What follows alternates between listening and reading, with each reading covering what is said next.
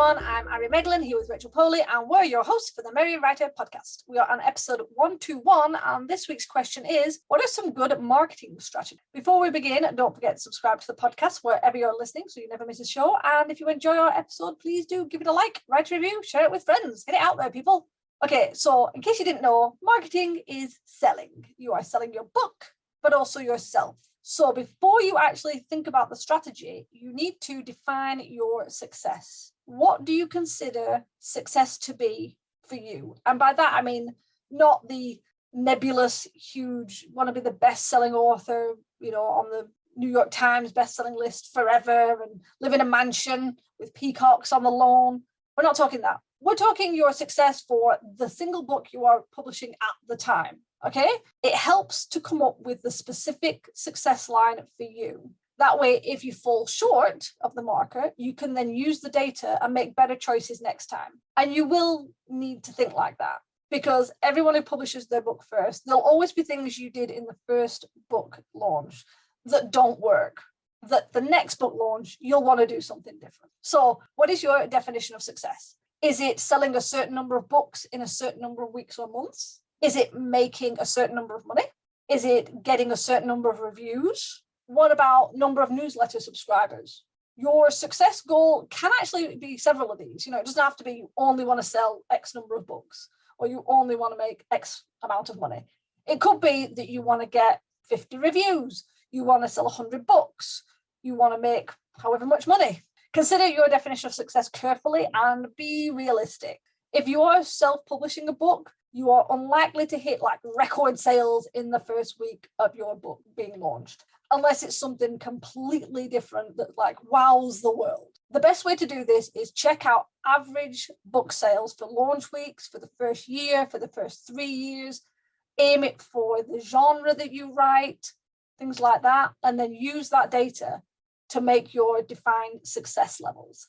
That way you've kind of set yourself up with parameters. So say your biggest thing is you just want a certain number of reviews because you understand it's your first book, getting exposure is more important. That way you can tailor some of your marketing strategies that link more towards getting reviews. That can be sending out more ARCs, bringing in more beta readers, things like that.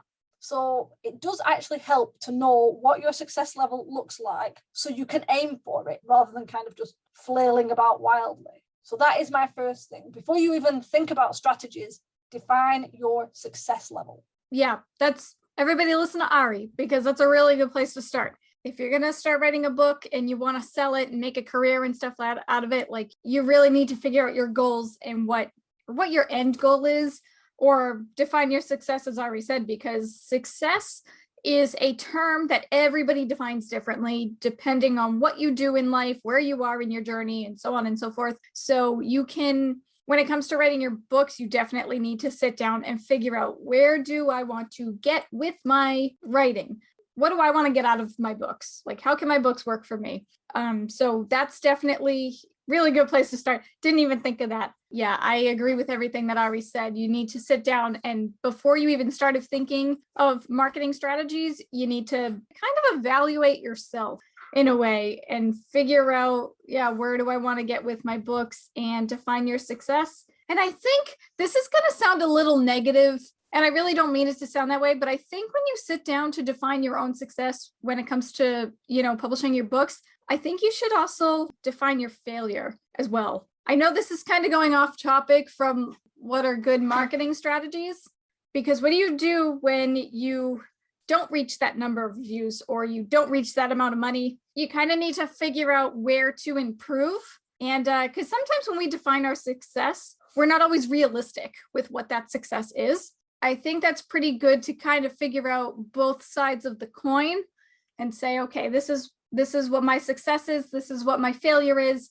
This is what I will do if I am successful. This is what I will do if I fail my success. Not that you're a failure, but just, if I don't reach my goals, and then you got to tweak your success, things like that.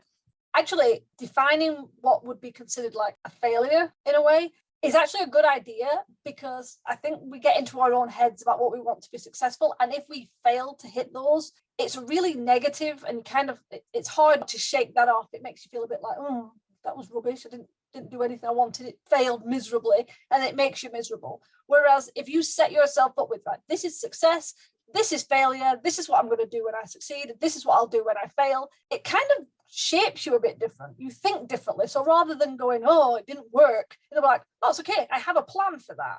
So it makes you more active rather than reactive. So instead of sulking and not publishing anything for ages because something went wrong, you pull out your list of what I'm going to do if it doesn't work, how can I tweak it? And then you move forward. So I think mentally it's a good idea to do that. It puts you psychologically in the right position to not get too down about it and just move forward. So yeah, definitely listen to Rachel. She knows what she's talking about.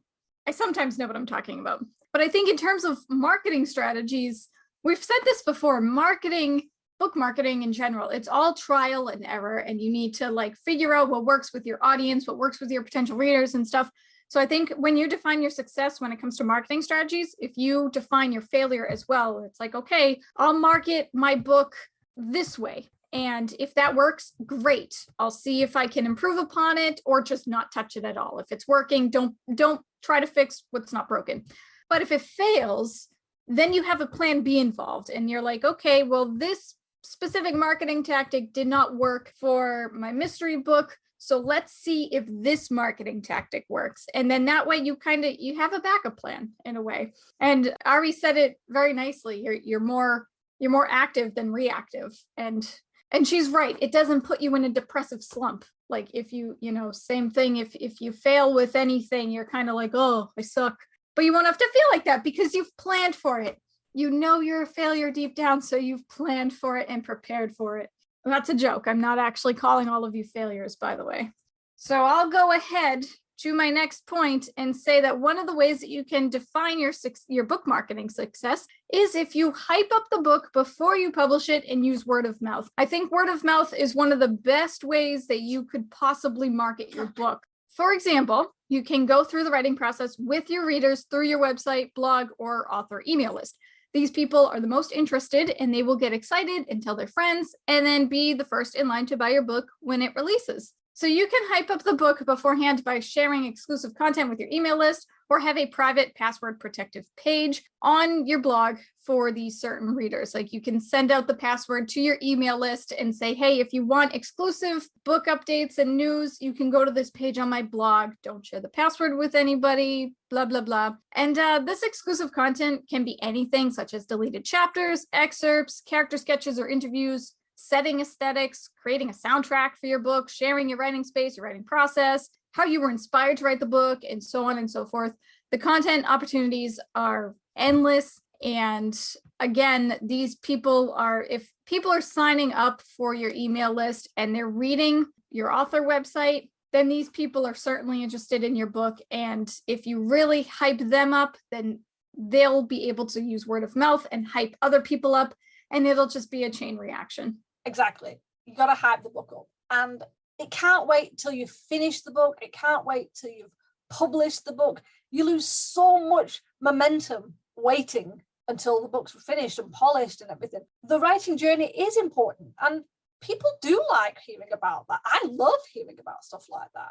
I always get the most fun from following authors when it's their journey, especially new authors who are getting excited for their debut book and like coming up with their idea to creating their characters to sharing snippets. Oh my God, it's brilliant. And their excitement is really contagious. You can see how much they love their story, how much they love their characters. They get excited to share the book cover. They get excited to share character profiles and pictures. You get pulled along for the ride and it's brilliant. It's so exciting. And I appreciate that it's not always easy. Most writers, not all, most writers are introverts. Most writers suffer from imposter syndrome, which we've talked about. And the idea that someone out there is interested in your book, especially when it's not finished, is interested in your characters, is interested in your story, is interested in anything you have to say. Let's be honest, this part of you is like, no, why would anyone give a crap about what I have to say? People, Rachel and I are recording on a podcast and people listen to it. We didn't think that would ever happen. We wanted to do it. We were excited to do it, but we didn't sort of set up with the idea that we'd have guests reaching out to us, asking to be on our podcast. We honestly thought we would have to chase people all the time. We thought that we would be lucky to get 20 people signing up to follow us on YouTube. as of recording this, we're over 100. That is super impressive to us. But yeah, you need to get past that imposter syndrome, or, fine, accept it, but put it out anyway. Put the things out, let people decide whether or not they want to know more about your book. Honestly, the likelihood is someone out there is interested and they want to read your book and they will be on your journey. So do it anyway. Suck it up, deal with the fear, deal with the imposter syndrome, put it to the back of your mind and do it anyway. That's my pep talk. It was a lovely pep talk, Ari. I applaud you. I'm at that age now where I'm just a grumpy old woman and I'm just not taking any crap anymore. But anyway, let's move on to the next point before I get on another rant. Create a list and use a calendar. 6 months before your book launches to your actual launch to about 3 to 4 months after the launch should be times when you're marketing your book intensely. Now, that's a lot of time, I admit. So how do you do that? Firstly, you create a list of marketing ideas such as blog tours, speaking events, interviews, collaborations, newsletter takeovers, giveaways, FAQs live on social media, book reveals, book trailer reveals, things like that. We're talking the bigger, meatier marketing ideas, not smaller things like creating graphic teasers. You should be doing that like well early on to hype the book up, as Rachel said. This is more the launch window, 6 months before, 3 to 6 months after, and the actual week. So when you've got your list, you then need to start finding people and places / companies for these things. That could mean a list of blogs to do tours on, podcasts to do interviews, the local libraries or bookshops that you can do a speaking event at. So that's what, so you got your list, then you need to start breaking them down and putting people or blogs or places connected to each one of them. Then you need to start reaching out to these people. And seriously, early. The earlier the better, especially if it's a big, it's like a big blog or a podcast with a large following or anything like that. These people will often have things booked up really far in advance. So this is why you do it as soon as possible. You make your list, you find the people and you reach out to them. And I cannot stress this enough. Always take the time to read their guidelines and submission requirements. It's there for a reason. It helps. It just smooths everything out. If they have to keep going back to you and asking questions that you should have answered the first time you reached out, if you'd have read their submissions, you're going to get blacklisted. You're going to get put to the bottom of the pile. Nobody's going to want to bother. So don't do that. Seriously, we hate that. As podcasters and bloggers, we really hate that. Okay, next, you get your calendar. And every time someone says, yes, you can be on our podcast. Yes, we'll be happy to do a part of the blog tour for you. Yes, you can come and do a speaking event at the bookstore. Put it in the calendar. Get it marked down. That way, you can then start building up your marketing information around that. So say you have a speaking event at a local library on a Friday. You could then on the Monday put a note on about that on the calendar to remind you that you need to start plugging that event, probably actually the week before. And then you can start creating graphics and hyping that up. And it just gives you a nice, clean vision of what you need to be doing and when. And it also helps you to spread things out, because if you're not careful and you book too many things, you might end up with a week jam-packed full of events and then 3 months of nothing. So try and spread it around. And again, if you reach out to these people early enough, you've got a better chance of picking dates that work for you and spreading everybody out than if you wait to the last minute and go, hey, my book launch is in 2 weeks. Can I do a blog tour with you? No, that doesn't work.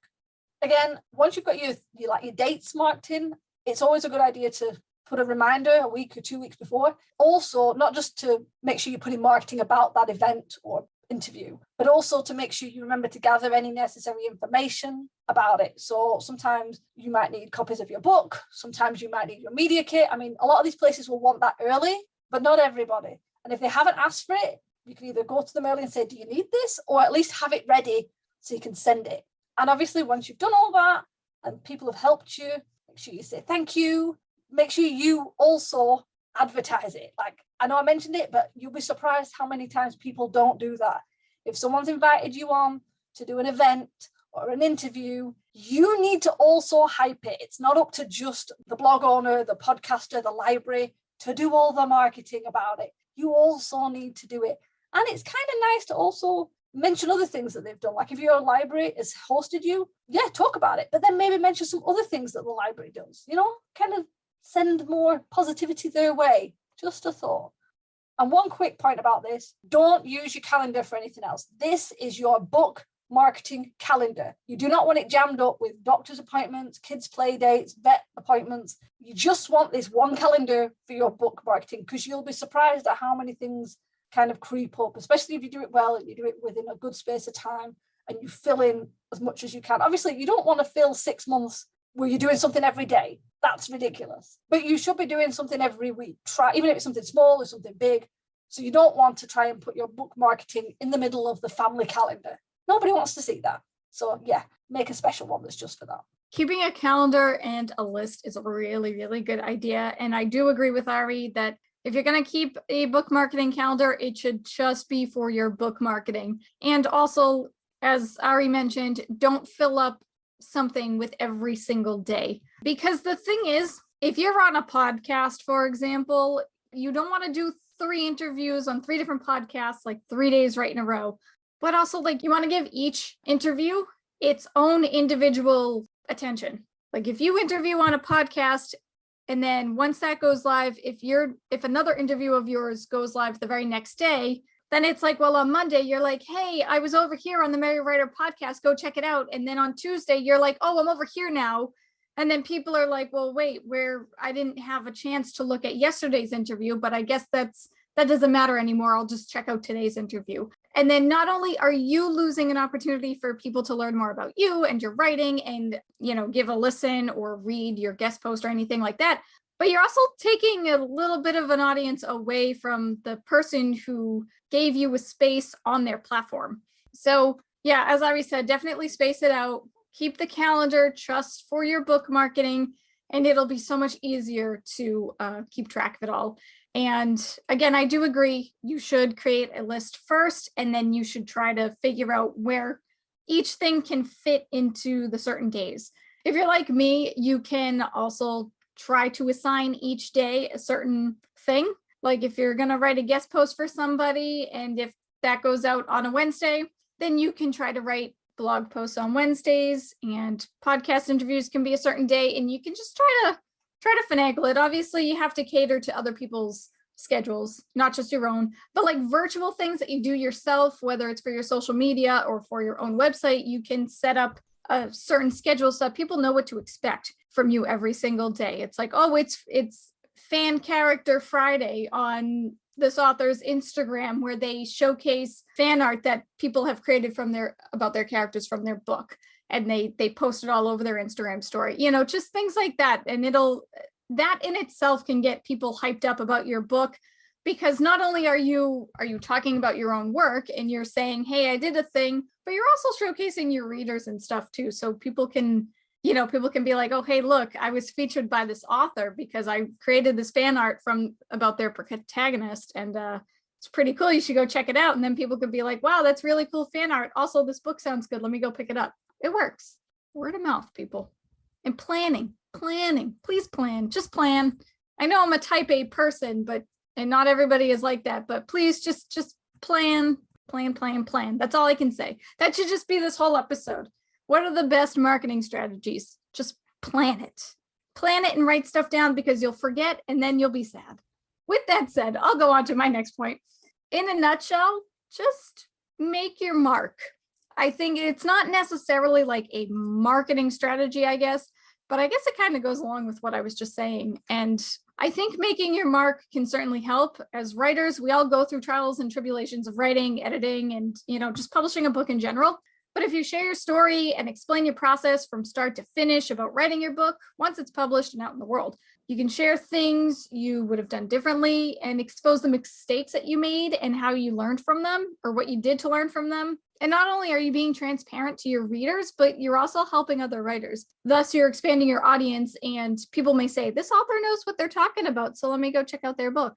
Because again, as authors, like obviously we want to build an audience of readers, but we also kind of want to have an audience of writers too, because even though most of us are introverts, it's good to have writer friends so that they know what we're going through and things like that. And you can do collabs with other writers that write in the same genre and so on and so forth. I think that can really help a lot.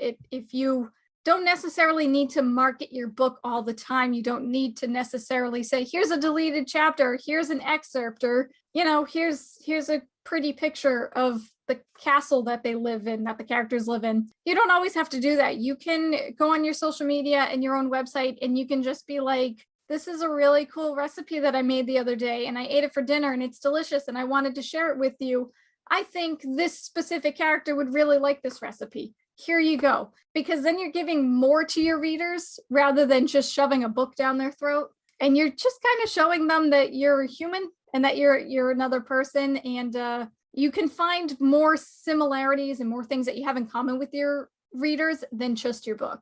That was a bit rambly, but I'm going with it. I actually have nothing to add to that. So all I can say with that is I concur. I concur with everything that Rachel said. She just said it so succinctly, so I'm just going to move on.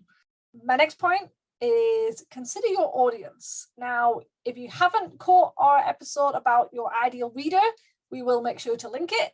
But we did cover that, so I'm not going to go into a lot of detail about that. But it's about thinking about who your audience is, picking your ideal reader, and then using your marketing to target certain areas. So depending on the age of your ideal target audience and your ideal reader might depend on the best place to do your marketing location-wise. So if they spend all their time on Facebook, there is zero reason you should be putting all your marketing on TikTok.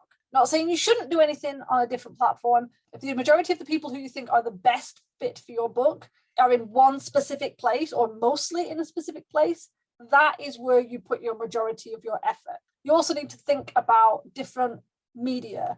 So a lot of people, especially the younger people, seem to really connect to videos, things like that. Whereas some people prefer just audio or some just static pictures. Again, you should always do a mix of everything. But if you are aware that your target audience specifically seems to go more towards one type of media than the other, then that is what you should aim for. And to figure that out, data. Most social media platforms have some form of analytics. You can find all sorts of, again, free videos and classes that will cover how to work out the analytics, where you can find the sort of people who would be your target audience, and then what to do with that data, how to sort of extract and extrapolate the information that you need to make the best choices. I do agree. You definitely need to consider your audience and, post different media on the different platforms and wherever your target audience and your ideal reader happens to frequent. But I also want to play, I don't know if this is technically devil's advocate or not, but I do want to add, you shouldn't be on every single platform, which I know we've talked about this before. You should only choose like one, maybe two platforms tops, but you definitely want to consider your audience, but you also want to consider yourself as well. If you're mainly marketing on TikTok, and you hate TikTok and you don't like making videos, then TikTok isn't going to be the right place for you, because it doesn't matter if your audience is there. If your heart's not in it, then your marketing strategies are just going to go out the window. No one's going to really see it on their For You page or anything. So definitely keep that in mind. Scope out which platforms you have the most fun with and you can see yourself consistently making great content for and actually enjoying yourself while doing so, rather than just being like, oh, it's Monday, I have to post a picture on Instagram about my cup. I don't know. I don't know. That is a good point. Yeah. I mean, that's the sort of thing, if you really feel like, wow, everyone who would read my book is on TikTok and I hate TikTok, if you really think that you should post on TikTok, outsource it. Find a family member who loves TikTok and see if you can throw a bit of cash at them, or, free pizza, I don't know, and get them to do a few videos for you. Or go on Fiverr.com or something like that, where you just sort of commission people to do a certain set of things, especially if it's around your launch window and everything. That might be quite useful for doing areas you don't like, or coming up with like a set of 10 Facebook posts. There are people on Fiverr that will do like clusters of posts for you. So yeah, again, small things like that you just don't want to do, you can outsource them. Obviously, if you don't want to spend any money, or you don't have a family member you can exploit, then yeah, just don't bother. And by exploit, I don't mean anything like, making them work 12 hours a day on your TikTok. That's not right. 11 hours is fine. So anyway, let's move on. The last point I'm going to make is not everything works for everyone. I know there's a million people out there all saying, this is how I did my book launch. And obviously we have a podcast where we're saying, this is what we do, or this is what I think works. But in the end, Every writer is different. Every fan of genre reacts differently. So you could and you should see what other authors are doing, learn about the techniques that they use for their launches or just their regular marketing, and definitely try anything that you feel works for you or that would be something you'd enjoy doing. Because let's be honest, marketing's bad enough. Like anything that seems interesting, do it. But just because it succeeded for one author or several authors doesn't mean it's going to succeed for you. So again, let's use TikTok. If some author is absolutely crushing it on TikTok with all their videos, and then you post every day on TikTok and you have really great videos and they don't work, that happens. So it just means it's not a fit. So then move on to something else. Don't just copy an author, especially a successful author. Well, this is the 5-step stage that they did. I have copied it exactly and it's not working. Yeah, it happens. There's so many variables you don't see. So you have to be willing to adapt and pivot and change. Don't copy somebody else's ideas, copy their marketing strategy, and then get really grumpy when it doesn't work for you. Amend it, try something else, figure out what did work and work more onto that. But yeah, don't go into assuming that just because somebody else made it big by doing YouTube videos or creating courses or doing lives means that you doing the same is going to work. It might not. And that's okay. You'll find your specific way of doing marketing by just trying different things. Okay, with that said, I'm going to wrap up this episode. So let's do a very, very, very quick recap. Define your success, hype up your book before publishing and use word of mouth, create a list of marketing ideas and people connected to those marketing ideas that can help, make a calendar, start adding those things in so you have a nice timeline that you can follow, make your mark, consider your audience, and not everything you try is going to work. So in the end, just try lots of things, especially if you're writing more than one book, because each time you do it, something else is going to come up and you'll find new ideas. And let's be honest, things change. A couple of decades ago, we didn't have TikTok. Videos weren't on Facebook and Instagram. Technology is changing all the time. People are changing. I mean, we had a pandemic where you couldn't even go and do like book signings. So you have to be ready to change and move with the times and try different things, even things you're not always comfortable with. Okay, that's enough of that. Let's turn it over to you guys. What are some of your marketing strategies? We'd love to chat about them. Tell us your answers in the comments below. If you want more of the Merry Writer podcast, then please be sure to follow us on Podbean, YouTube, and wherever you listen to your podcasts. And for as little as $1 a month, you can join us over at Patreon at patreon.com/the Merry Writer podcast for bonus content. It helps to keep our show going and we really appreciate the support. In the meantime, tune in every Wednesday for a new episode of the Merry Writer podcast where we ask all the right questions. Thanks for listening. Bye. Bye. This podcast is brought to you by Writer's Block. We hate our brains. The music, titled Inspired, is by Kevin MacLeod, licensed under Creative Commons 4.0.